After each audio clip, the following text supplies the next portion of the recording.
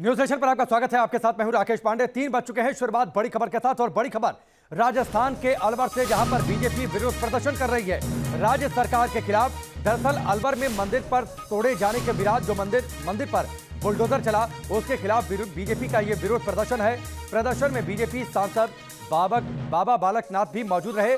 BJP ने राजस्थान सरकार पर निशाना साधा है। तो इस वक्त की बड़ी खबर है, अलवर में मंदिर को तोड़े जाने का विरोध भारतीय जनता पार्टी कर रही है। आप देखिए किस तरीके से आज बीजेपी ने वहां पर विरोध प्रदर्शन किया है।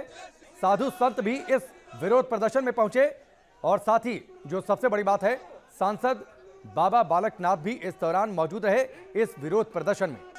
तो इस वक्त की बड़ी खबर और बड़ी तस्वीर, हमने पहले तस्वीर आपको दिखाई थी किस तरीके से अलवर के राजगढ़ में 300 साल पुराना शिव मंदिर तोड़ा गया था, बुलडोजर चला था, मूर्तियां भी खंडित हुई थी, और तब से लगातार बीजेपी ने स्टैंड बना लिया है कि यह गलत हुआ और विरोध प्रदर्शन बीजेपी का राज्य सरकार के खिलाफ। 2 तस्वीरें आपके सामने हैं।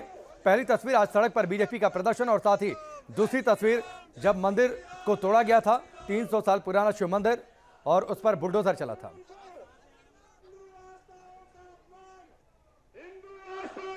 और इस वक्त हमारे साथ जुड़ चुके हैं बीजेपी सांसद बाबा बालकनाथ जी। बहुत बहुत स्वागत है बाबा बालकनाथ जी आपका न्यूज नेशन पर। सबसे पहला तो सवाल यही कि आज बीजेपी ने विरोध प्रदर्शन किया आपकी अगुवाई में, डिमांड क्या और कब तक ये विरोध प्रदर्शन चलता रहेगा? जी, विरोध प्रदर्शन जब तक सरकार का सुपड़ा, इस कांग्रेस सरकार का सुपड़ा साफ न केवल राजस्थान से पूरे देश से नहीं होगा, जब तक ये विरोध प्रदर्शन जारी रहेगा।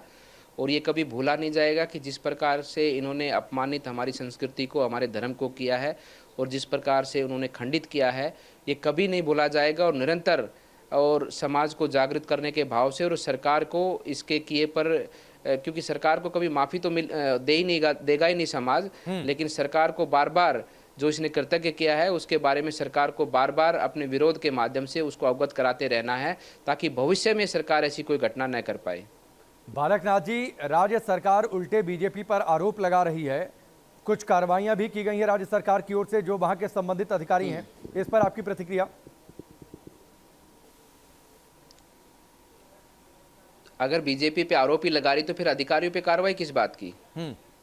अगर अधिकारी वहां पर सरकार के लगाए हुए हैं, अधिकारी अगर निर्दोष है तो उन पे कार्रवाई क्यों की जा रही है, ये इसको स्पष्ट कर दे सरकार। दूसरी बात कि जहाँ वहाँ के बोर्ड का, जो नगर पालिका बोर्ड है, उसको बार बार में सरकार आगे करती है, तो कहाँ बोर्ड को स्वतंत्र रूप से ये राजस्थान सरकार काम करने दे रही है? जयपुर नगर निगम महापौर है, वहाँ से बात आप विषय उठाकर देख ले। अलवर का नगर निगम है, यहाँ से आप विषय उठाकर देख ले। जहाँ भी भारतीय जनता पार्टी के बोर्ड है, वहाँ पर हमारे बोर्ड अध्यक्षों को परेशान किया जाता है, उनको स्वतंत्र रूप से काम नहीं करने दिया जाता।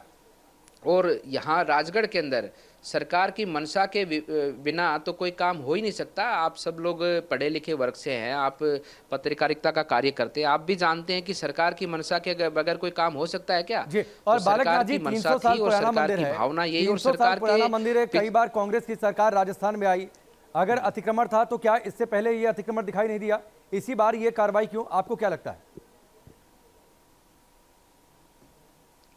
देखिए, मैं तो इतना कहना चाहता हूं कि सरकार अब जिस समय पर वर्तमान में जो काम कर रही है, क्योंकि जिस प्रकार से कांग्रेस अपना जनाधार खोता हुआ दिखाई दे रहा है कांग्रेस को, उसी भाव से किसी एक वर्ग को ये अपने पक्ष में पूर्ण रूप से लाने के लिए ऐसे कार्यक्रम का आयोजन कर रही है। और आप देखेंगे कि राजस्थान में तो ये प्रमाणित सरकार ही कर रही है कि तुष्टीकरण की राजनीति कर रही है। एक वर्ग को लाभ पहुंचाने के लिए किस प्रकार से सरकार से आदेश जारी किए जाते हैं लाइट सुचारू व्यवस्था रखने के, और एक पक्ष को जो धर्म हिंदू धर्म है, वहाँ की शोभा यात्राओं को ना निकले, वहाँ पर कोई अपने घर के ऊपर भगवा ध्वज न लहराए, उसके लिए किस प्रकार से धारा 144 के माध्यम से प्रतिबंध लगाए जाते हैं, और किस प्रकार से मंदिर तोड़ा जाता है, किस प्रकार से गौशालाएं तोड़ी जाती हैं। तो ये सरकार की मानसिकता और सरकार की सोच को दर्शाता है। इसमें सरकार खुद प्रमाण दे रही है कि हम एक वर्ग को लाभ पहुंचा रहे हैं, बाकी पूरे राजस्थान में जो 7 करोड़ से अधिक जनता राजस्थान की है वो सर्वधर्म से आती है। हम उनमें से सिर्फ एक धर्म के जो मानने वाले लोग हैं, हम उन्हीं के लिए हैं और उन्हीं के लिए काम करेंगे। सरकार खुद प्रमाणित कर रही है। तो बालकनाथ जी, आपका सीधे तौर पर आरोप है कि राज्य सरकार ने मंदिर को इसलिए तोड़वाया क्योंकि यह तुष्टीकरण की राजनीति है, इसीलिए करौली में भी एक तरफा कार्रवाई हुई, आपका सीधे तौर पर आरोप है ये? बिल्कुल, बिल्कुल, ये प्रमाणित है। सरकार के नोटिफ़िकेशन, सरकार के आदेश प्रमाण करते हैं कि जोधपुर के अंदर सरकार ने लिखा है कि जहाँ मुस्लिम बाहुल्य क्षेत्र है, वहाँ पर लाइट की सुविधा सुचारू रखी जाए।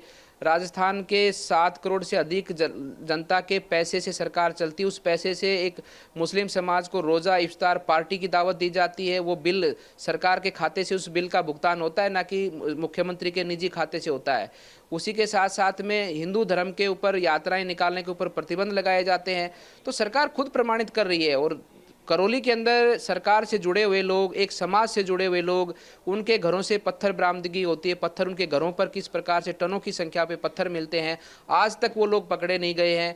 क्यों नहीं पकड़े गए? क्योंकि वो लोग इन्हीं के घरों में छुपे हुए हैं और वो कभी पकड़े भी नहीं जाएंगे, क्योंकि इनको कोई फर्क नहीं पड़ता है। इनको कहीं किसी को जवाब नहीं देना, इनको सिर्फ जवाब एक ही समाज को देना है और एक ही समाज को इनको साधना है। इनको कोई फर्क नहीं पड़ता है। अंधे हो चुके हैं ये, और इनका अंधापन और इनको गड्ढे में डालने का काम ये राजस्थान की जनता, अगर इस सरकार में इतना ही ये सरकार कहना चाहती कि हम साफ छवि से काम कर रहे हैं, तो ये कल ही चुनाव करवा के देख ले। राजस्थान की जनता तैयार बैठी, निर्णय कर देगी। इनका एक खाता भी नहीं खुलना राजस्थान में कहीं। तो बालकनाथ जी, सीधे तौर पर जो मैं आपकी बातें आपने कही, मुस्लिम वोट बैंक को खुश करना है, चुनाव जब आएंगे उसका फायदा मिले, तुष्टीकरण की राजनीति सिर्फ इसलिए मंदिर को तोड़ा गया, अतिक्रमण का कोई मामला नहीं था आपके हिसाब से? इसमें 2-3 बातें हैं भैया कि मुस्लिम वोट बैंक को खुश भी करना है, क्योंकि मुस्लिम वोट बैंक भी इनसे खिसक रहा है। आज की तारीख में मुस्लिम वोट बैंक भी इनसे खिसक रहा है। वो भी इनको वोट नहीं दे रहा है, क्योंकि कभी भी मुस्लिम वोट को मुस्लिम लोगों को इन्होंने सम्मान नहीं दिया। कभी भी उनके विकास के बारे में इन्होंने चिंता नहीं की। 70 साल में अन्य समाज के लोग कहीं पहुंच गए, मुस्लिम समाज के लोग आज भी वहीं बैठे हैं जो 70 साल पहले थे, उससे भी बुरी स्थिति में है। तो कांग्रेस ने उनके लिए भी कभी कुछ नहीं किया। केवल वोट के रूप में उनको लालच देकर उनको वोट के लिए उनको लालच देकर अपने पक्ष में लाने का काम किया। और उसके साथ साथ में जो वर्तमान में देश की स्थिति बनी हुई कि आज वर्तमान में एकजुटता है देश में, अखंडता के साथ में देश आगे बढ़ रहा है, उन्नति के पथ पर देश है।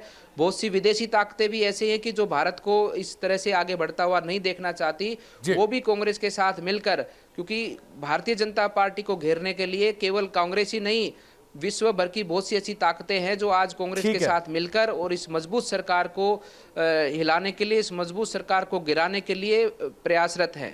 ठीक है, बहुत बहुत शुक्रिया।